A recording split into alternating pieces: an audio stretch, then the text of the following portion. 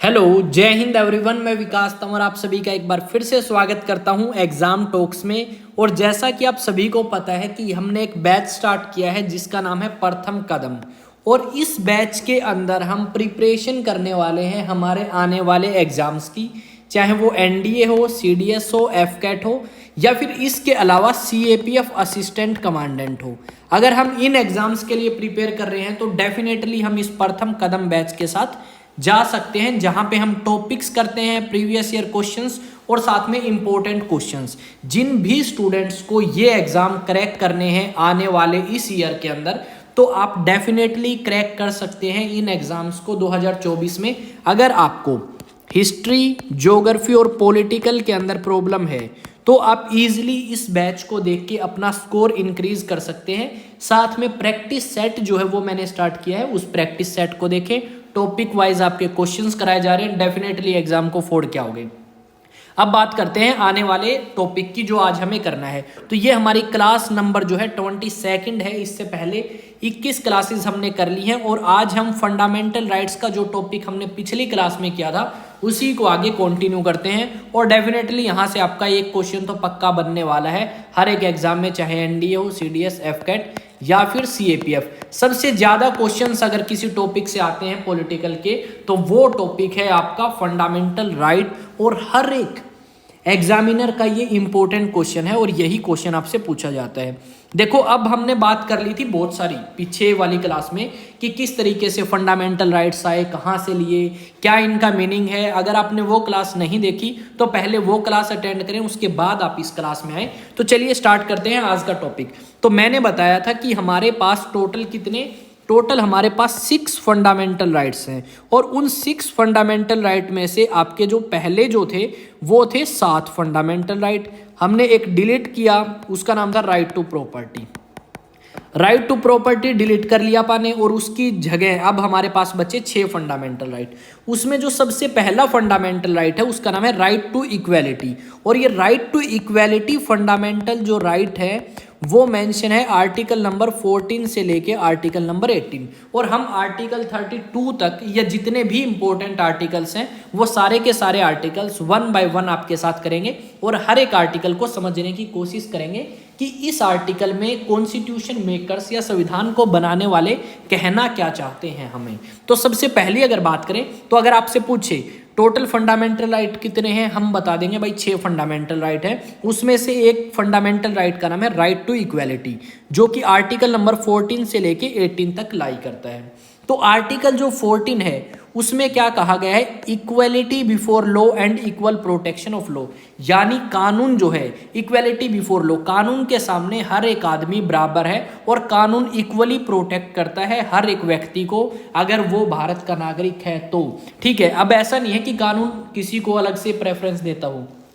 अगर बात करें इक्वेलिटी बिफोर लॉ की, यानी इस वाले की, तो ये ब्रिटिश ओरिजिन है और इक्वल प्रोटेक्शन ऑफ लॉ ये अमेरिकन ओरिजिन से है। यानी ये हमने लिया है यूनाइटेड स्टेट्स ऑफ अमेरिका से और ये हमने लिया है ब्रिटेन से। अब इक्वेलिटी बिफोर लॉ का मतलब है कानून के सामने भाई हर एक बंदा बराबर है। अब ऐसा नहीं है कि कोई बंदा अमीर है, कोई गरीब है, तो उस आधार पे उसके साथ भेदभाव किया जा सकता है।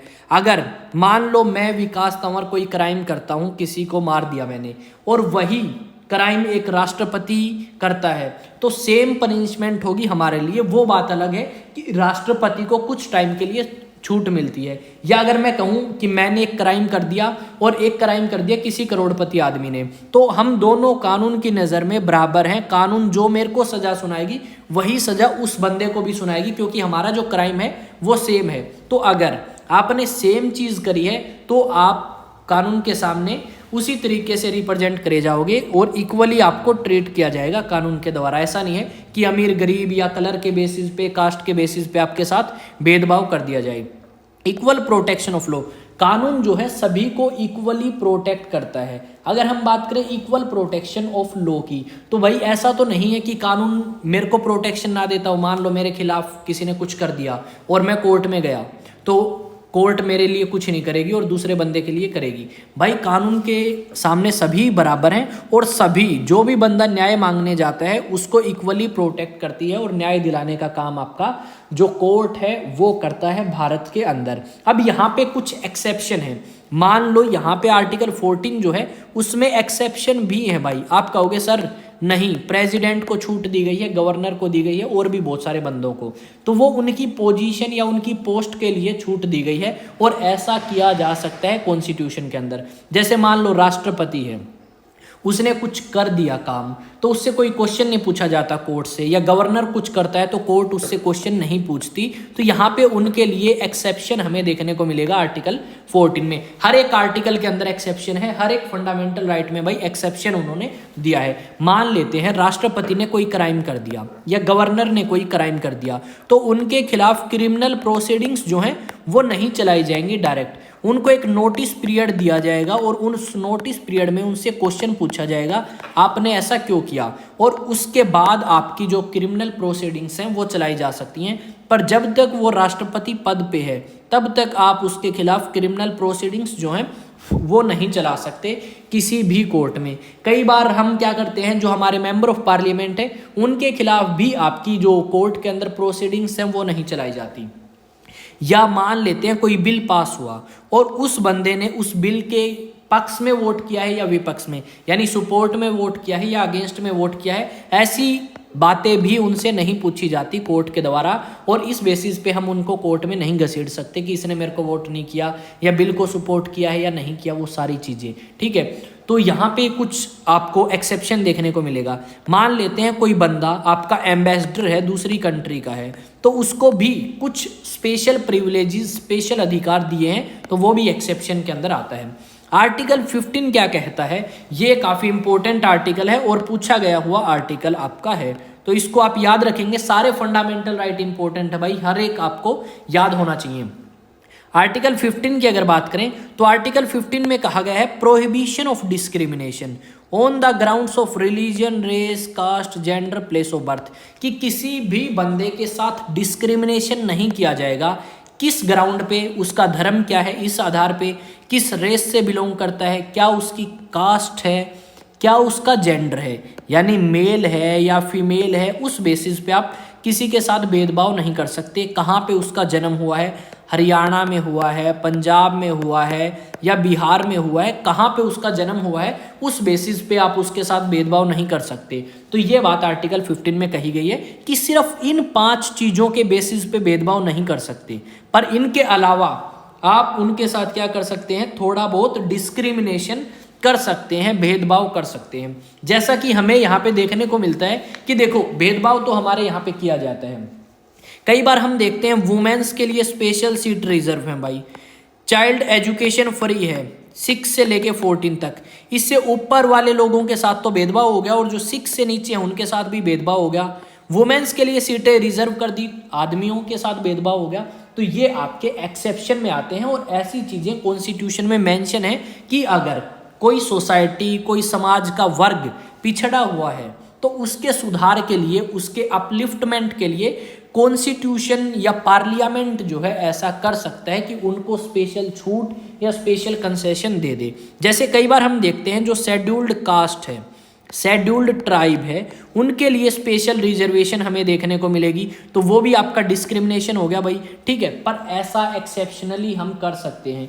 जैसे आपका आर्टिकल 15 के अकॉर्डिंग ही हम देखें एक और एक्सेप्शन, तो भाई ओबीसी जो कैटेगरी है उसको रिजर्वेशन दिया गया है, और रिजर्वेशन भी कितना, 27%, और ये वैलिड है। तो भाई देखो ओबीसी के अलावा जो और कैटेगरीज के बंदे हैं उनके साथ भेदभाव किया गया है, पर साथ में ये भी मेंशन किया गया है कॉन्स्टिट्यूशन में कि किसी वर्ग के सुधार के लिए ऐसा कर सकते हैं। ठीक है, पर ये जो रिजर्वेशन है ओबीसी को, ये उनकी प्राइमरी अपॉइंटमेंट के लिए है। अगर आप नौकरी लगते हो ना तो वहाँ पे रिजर्वेशन चलेगा, अगर आपकी प्रमोशन होनी है वहाँ पे रिजर्वेशन अलाउड नहीं है, रिजर्वेशन एलिजिबल नहीं होगा कि मेरे को तो रिजर्वेशन है सर और हमारी रिजर्वेशन के हिसाब से ही हमारा प्रमोशन होना चाहिए, आप ऐसा नहीं कह सकते। तो 2 घुट पानी पी लेते हैं भाई, गरम गरम, काफ़ी गर्म है यार पानी तो आज।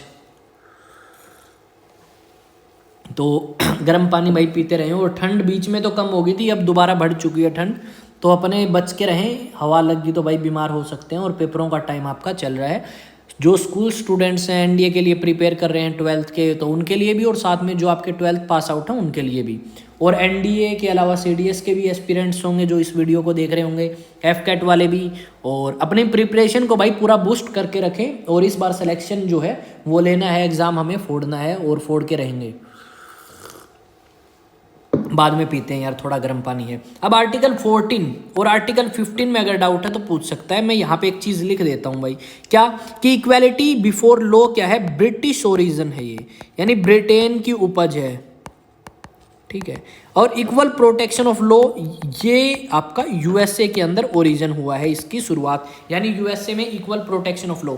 भाई जो इक्वल है उन्हीं को इक्वली ट्रीट किया जाता है, अनइक्वल को आप कहो कि एक 10वीं क्लास का बंदा है, एक सेकंड क्लास का है, तो अब ऐसा थोड़ी ना है जो सेकंड क्लास के लिए क्वालिफिकेशन है या सेकंड क्लास का पेपर बनाया जाता है वही 10th के लिए होगा, तो वो अनइक्वल हो गए, तो वो इक्वली ट्रीट नहीं किए जा सकते क्योंकि वो है ही नहीं इक्वल। तो ये सारी बात आपकी इन आर्टिकल्स में बताई गई है। अब आर्टिकल 16 क्या कहता है? आर्टिकल 16 कहता है equality of opportunity in matter of public employment. जो आपके पब्लिक एम्प्लॉयमेंट यानी सरकारी जो नौकरी लगती हैं उसके अंदर सभी को इक्वल अपॉर्चुनिटी मिलेगी, समान अवसर मिलेंगे, किसी के साथ भेदभाव नहीं किया जाएगा। पर बात यह है कि जो हमारा पार्लियामेंट है भाई उसके पास बहुत ज़्यादा पावर दी गई है कॉन्स्टिट्यूशन के द्वारा।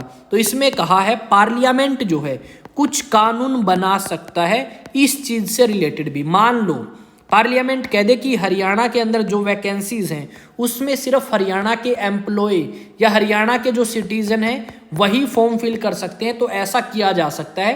पर हरियाणा के जितने भी लोग हैं उनको इक्वली ट्रीट किया जाएगा। पर इक्वली कैसे? मान लो भाई मैं विकास तंवर ओबीसी कैटेगरी से हूँ, ठीक है, और दूसरा बंदा भी ओबीसी कैटेगरी से बिलोंग करता है, तो हमारे लिए इक्वल अपॉर्चुनिटी है। अगर कोई बंदा मान लिया कि जनरल कैटेगरी से है और एक बंदा ओबीसी कैटेगरी से है, तो इसको तो लेने पड़े मान लो 100 में से 80 मार्क्स और इसको लेने पड़े 74 मार्क्स, तो ये इक्वल है ही नहीं, तो इनके लिए इक्वल अपॉर्चुनिटी नहीं है। जो इक्वल है उनको ही इक्वल अपॉर्चुनिटी यहाँ पे दी गई है। ऐसा नहीं है कि अनइक्वल को आप कहो कि सर इनको इक्वल ट्रीट करो, ठीक है, जितने नंबर जनरल वाले को चाहिए उतने ही ओबीसी वाले को भी मिलने चाहिए तभी सिलेक्शन हो, तो ऐसा नहीं हो सकता।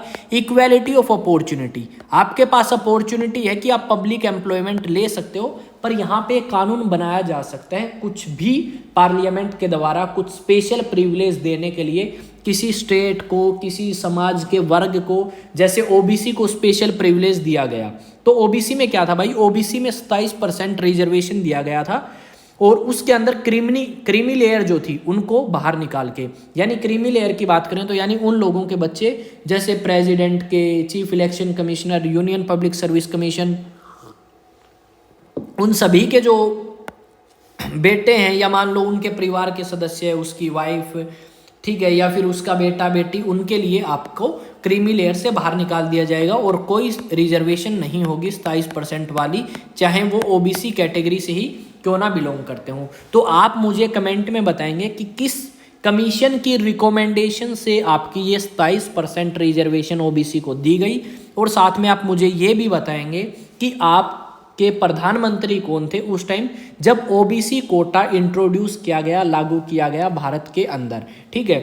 अब इन्होंने जब ओबीसी, चलो मैं यहाँ पे बता देता हूँ, आपका नीचे यहाँ पे बता देते हैं। चलो क्या हुआ, ओबीसी को जब रिजर्वेशन दी गई ना तो 27% रिजर्वेशन दी गई, किसकी सलाह पे, मंडल कमीशन की सलाह पे। और मंडल कमीशन ने कहा कि आपके जो ओबीसी के अलावा हायर सेक्शन है सोसाइटी के, उनको भी रिजर्वेशन दी जानी चाहिए, जो आपके हायर सेक्शन हैं। तो जो सुप्रीम कोर्ट है वो रिजेक्ट कर देती है ये कह के कि जो ओबीसी के अलावा आपकी हायर कैटेगरीज हैं उनकी रिजर्वेशन नल एंड वॉइड है, उनको कोई 10% रिजर्वेशन नहीं मिलेगी। पर आज के टाइम में इकोनॉमिकल वीकर सेक्शन को रिजर्वेशन दी जा चुकी है भारत सरकार के द्वारा। तो अगर आपसे क्वेश्चन पूछे ओबीसी को रिजर्वेशन कितनी मिली, 27%, किसकी सलाह पे, मंडल कमीशन की सलाह के ऊपर। तो अगर बात करें मंडल कमीशन बना कब, ठीक है, तो ये बना 1979 में फॉर्म हुआ।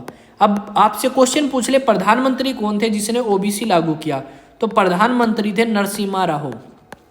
कौन थे? नरसिम्हा राव जो हैं आपके प्रधानमंत्री थे भारत के, जिसने आपकी ओबीसी को रिजर्वेशन देने का काम किया है। तो इस चीज को भी आप ध्यान में रखेंगे। अब आते हैं 17th क्वेश्चन की तरफ। तो 17th क्वेश्चन की अगर बात करूं भाई, सबसे पहले एक चीज और बताता हूं कि जिस भी स्टूडेंट को ये नोट्स चाहिए वो टेलीग्राम पे जाके इन नोट्स को ले सकता है। अगर आपका डाउट है तो आप इंस्टा पे जाके मुझे फॉलो कर सकते हैं। अब आते हैं 17th क्वेश्चन पे।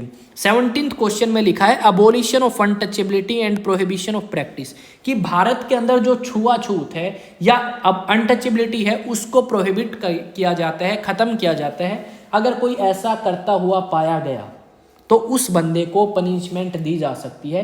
तो अब ये जो अबोलिशन ऑफ अनटचेबिलिटी एक्ट है इसका नाम चेंज किया गया। ठीक है, इसको क्या किया गया? रीनेम किया गया। रीनेम किया गया और रीनेम करके नाम बदल के क्या नाम रखा गया?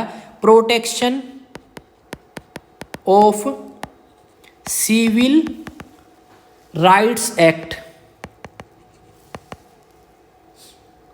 सिविल राइट्स एक्ट 1955 इसका नाम रखा गया और पहले नाम था अनटचेबिलिटी ऑफेंसेस एक्ट 1955।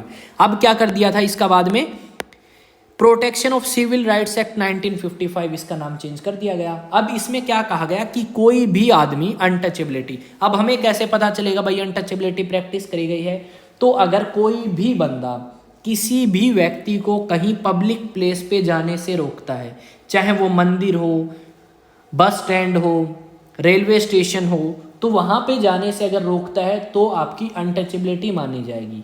अगर कोई भी बंदा, ठीक है, किसी हॉस्टल के अंदर या हॉस्पिटल के अंदर आपका, या फिर किसी रेस्टोरेंट के अंदर, होटल के अंदर अगर जाता है, वहाँ पे आप जाने से रोकोगे और वो पब्लिक के लिए ओपन किया गया है तो भी अनटचेबिलिटी माना जाएगा। और अगर कोई ऐसा करता हुआ पाया गया तो ठीक है, पनिशमेंट क्या होगी रे? पनिशमेंट जो है वो आपकी यहाँ पे होगी, क्या होगी पनिशमेंट? 6 महीने की सजा या फिर 500 रुपये फाइन उसको पे करना पड़ सकता है। और साथ में अगर वो अनटचेबिलिटी प्रैक्टिस करता हुआ पाया गया और उसको सजा होगी, तो सजा होने के बाद भाई वो आपका लोकसभा के इलेक्शंस जो हैं वो नहीं लड़ सकता, यानी इलेक्शंस में कंटेस्ट नहीं कर सकता। अपने आप को इलेक्शंस के लिए वो नहीं कर सकता कि मैं इलेक्शन लड़ूंगा। उसका जो इलेक्शन है वो नल एंड वॉइड कर दिया जाएगा, उसको इलेक्शन लड़ने नहीं दिया जाएगा।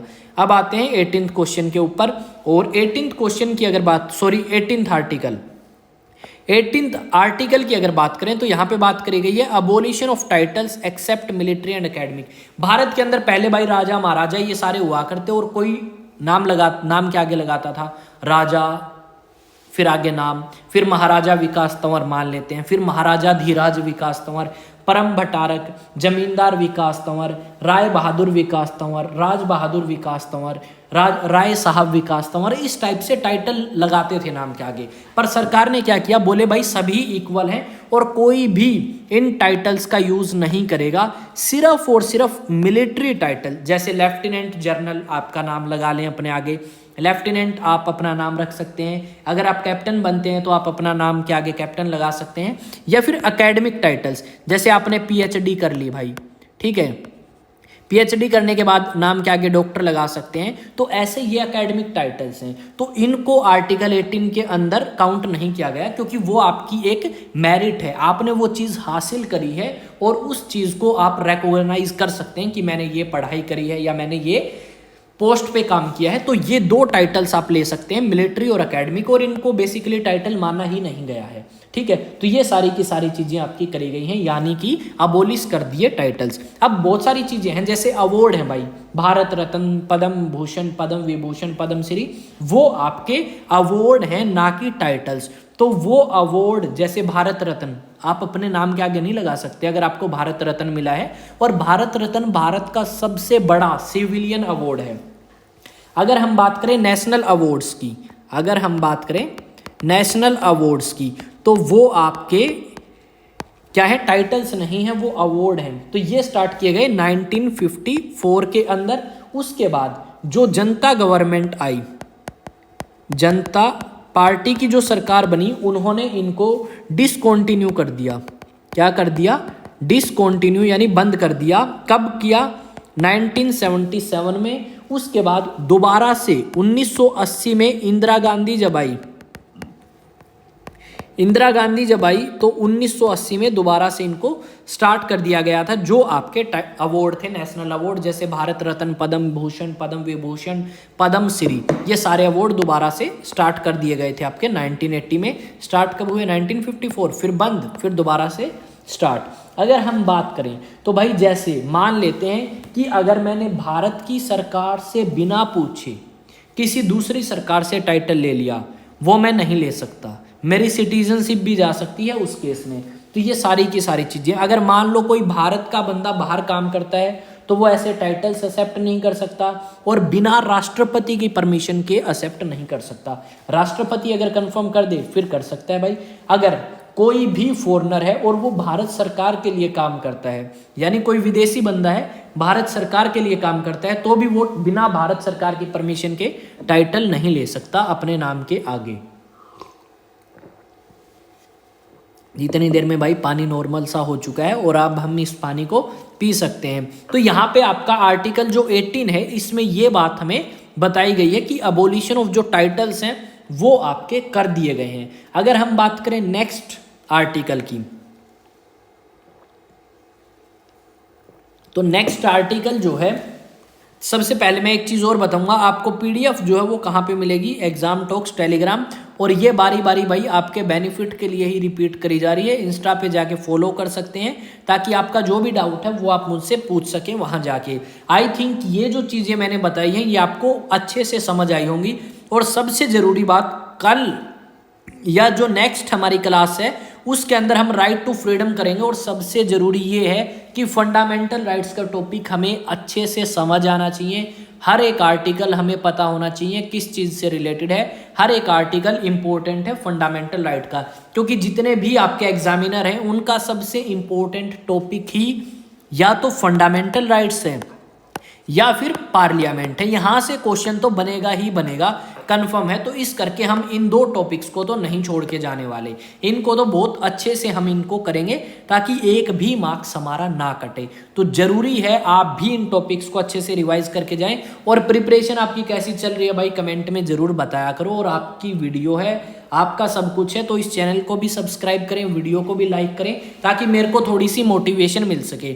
बीच में एक क्लास थी, प्रैक्टिस सेशन था शायद हमारा वो, उसमें आवाज़ जो है शायद मेरी थोड़ी सी अच्छे तरीके से नहीं आ रही थी। रीज़न क्या था, मैंने इसके ऊपर कोई ग्लास लगवाया था, ठीक है, और वो ग्लास उसने माइक के ऊपर ही चेप दिया भाई। आज ये इसका चेंज कराया है, तो आई होप आवाज़ जो है बिल्कुल अच्छे से क्लियरली आपको सुन रही होगी और आप क्लासेस को एंजॉय भी कर रहे होंगे। अगर किसी भी बंदे को समस्या है, किसी भी भाई को समस्या है, तो वो मेरे से पूछ सकता है बिना कोई झिझक के। आप इंस्टाग्राम पे जाके फॉलो चाहे ना करें, अपने जो डाउट्स हैं वो पूछें। और क्लासेस कैसी जा रही हैं, क्या आपका रिस्पॉन्स है, वो यार कमेंट में या जहां आप बताना चाहो इन तीनों ऑप्शन में से बता सकते हो, ताकि मेरे को थोड़ी सी मोटिवेशन मिले कि आप इन क्लासेस के प्रति क्या रिस्पॉन्स दे रहे हैं, ज़रूरी है मेरे लिए, ठीक है। तो अगर हम बात करें इसके अलावा, तो आपका जो प्रैक्टिस सेशन है भाई वो ज़रूर अटेंड करके जाया करें, क्योंकि बिना प्रैक्टिस सेशन के बहुत सारी चीज़ें जो हैं वो आप मिस कर सकते हैं, या फिर आपकी जो रिवीजन है वो अच्छे से नहीं हो पाएगी, ठीक है। तो अगर हम बात करें, एक दो चीज़ें मैं आपको बताना चाहूँगा। तो क्या कहा गया है, कुछ लाइनें सुनना, ठीक है। क्या कहा है, दुनिया को हकीकत मेरी पता कुछ भी नहीं, दुनिया को हकीकत मेरी पता कुछ भी नहीं, इल्ज़ाम हजारों हैं मुझ पर और खता कुछ भी नहीं, मेरे दिल में क्या है ये पढ़ ना सकोगे, सारे पन्ने भरे हैं और लिखा कुछ भी नहीं है। तो काफ़ी अच्छी लाइन थी ये, तो मैंने आपके लिए सुना दी भाई, ताकि थोड़ा सा आपका मूड फ्रेश हो जाए। और भाई प्रिपरेशन दब के करो, पेपर आ चुके हैं और कोई टेंशन लेने की बात है ही नहीं, ठीक है। बस प्रिपरेशन पे फोकस करो, टेंशन पे नहीं कि यार ये नहीं होगा तो क्या होगा। सब कुछ होगा, जो आप पॉजिटिवली सोच के जाओगे वही आपके साथ होगा। नेगेटिव तो सोचना ही नहीं है भाई, हमारा काम ही नहीं है, ठीक है। हमें सिर्फ एक काम करना है, मेहनत। अगर सिलेक्शन नहीं भी होता है तो सिर्फ हमें एक ही चीज़ सोचनी है कि अभी हम उस चीज़ के काबिल नहीं हुए और हमें उस चीज़ के काबिल बनना है, ताकि हमारा सिलेक्शन हो और हम उस जॉब तक पहुँच पाएँ, उस जॉब को ले सकें। जिस दिन हम उसके लायक हो जाएंगे तो भाई सिलेक्शन भी हो जाएगा।